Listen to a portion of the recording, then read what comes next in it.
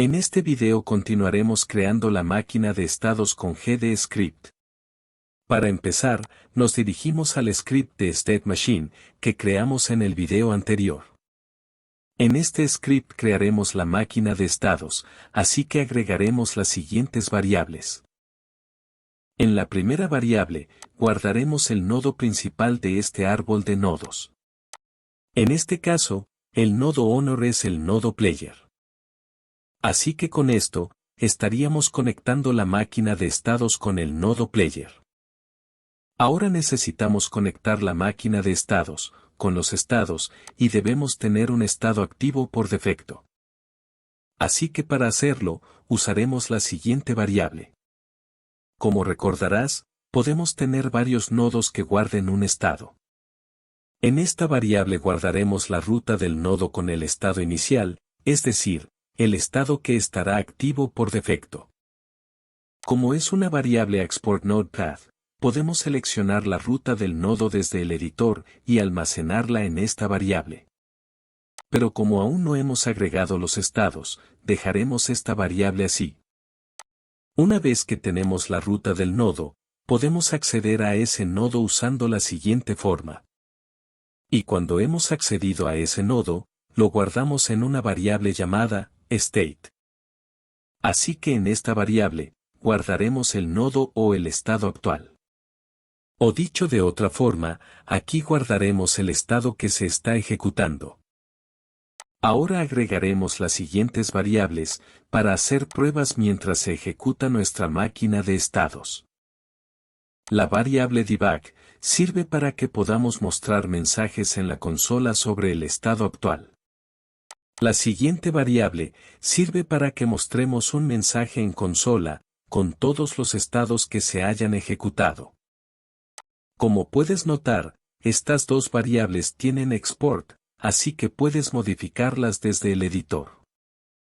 Y la última variable es un arreglo que guardará los estados que hemos ejecutado. Crear la máquina de estados, función ready. Ahora podemos empezar a crear la máquina de estados. Así que nos dirigimos a la función ready y agregamos el siguiente código. Para empezar, usaremos el método callDefer. De esta manera, esperamos que los nodos estén listos antes de usar el método EnterState. Máquina de estados, función EnterState. Ahora tenemos que crear una función para cuando entremos a un estado, y esta función se llamará EnterState. Recuerda que esta función se ejecutará como si fuera la función ready en la máquina de estados. Y dentro de esta función, agregaremos el siguiente código. Aquí preguntamos si la variable debug es verdadera. Y si es verdadera, mostrará el siguiente mensaje en consola.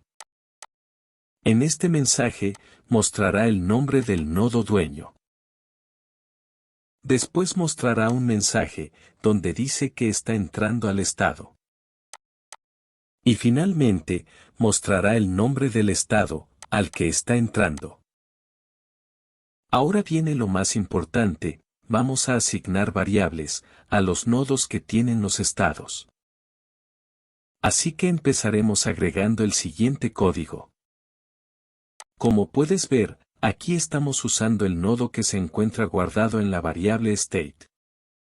Así que todos los nodos de tipo state deben tener la variable node. De esta manera, podremos guardar el nodo que vamos a controlar en esa variable. En este caso, guardaremos el nodo player en esa variable. Ahora agregaremos el siguiente código. Con este código, usaremos el nodo state para almacenar la máquina de estados. Así que todos los nodos de tipo state deben tener esta variable. Y por último, en todos los nodos state, debemos tener una función llamada enter. La función enter será una forma de reemplazar la función ready en los estados. Función para cambiar de estado. Necesitamos crear una función para cambiar de un estado a otro, así que crearemos esta función. La función changeTo recibirá por parámetro el nombre del estado al que vamos a cambiar. Así que dentro de esta función, usaremos el arreglo history, que creamos anteriormente. Y con el método append, agregaremos ese nuevo estado, al arreglo history. Ahora usaremos la variable state, recuerda que en esta variable, guardamos el estado actual. Así que usamos el método getNode, para obtener el nodo que tiene el nuevo estado.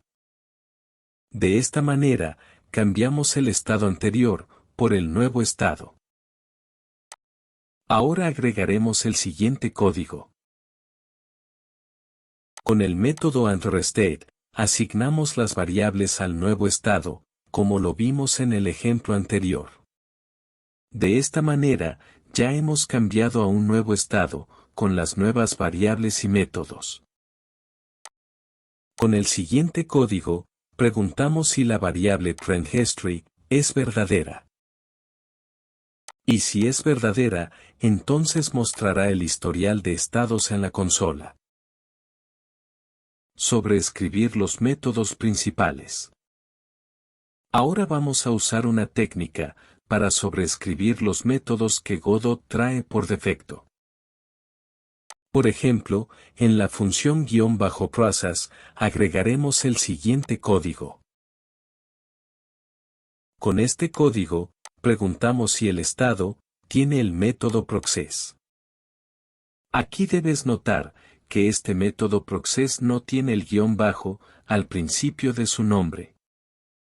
Así que podemos crear ese método en los estados de la máquina de estados, pero si no lo necesitamos no es necesario crearlo. En caso de que algún estado tenga ese método, se ejecutará el siguiente código. Como puedes notar, estaremos ejecutando una función process personalizada en el estado, en lugar de la función process original. Así que no debes olvidar el parámetro delta. Por cierto, no es obligatorio que todos los nodos de tipo state tengan esta función process. Por eso usamos la sentencia if en esta parte para verificar si tiene esa función. Ahora sobreescribiremos otra de las funciones principales. Por ejemplo, sobreescribiremos esta función, así que usaremos la misma lógica. En este caso, preguntamos si el estado tiene el método que acabamos de crear, pero sin el guión bajo. Y si tiene ese método, entonces lo ejecutará. Este método también está usando el parámetro delta, así que no lo olvides. Ahora agregaremos estos tres métodos, que sirven para detectar pulsaciones de teclado y otro tipo de controles. Es muy probable que no los utilices, pero aquí te los dejo para que te sirvan de ejemplo. En próximos videos hablaremos de estos métodos más a fondo, por el momento puedes solo copiar el código.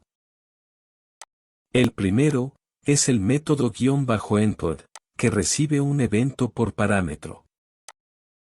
Así que vamos a preguntar si el estado tiene el método input, pero sin el guión bajo. Y si lo tiene, entonces ejecutará ese método. Recuerda enviar el parámetro event en lugar del parámetro delta en esta parte. Como puedes notar, los siguientes métodos son similares al anterior. Primero preguntamos si el estado tiene ese método. Y si tiene ese método, lo ejecutamos. Con esto, ya tenemos nuestra máquina de estados lista.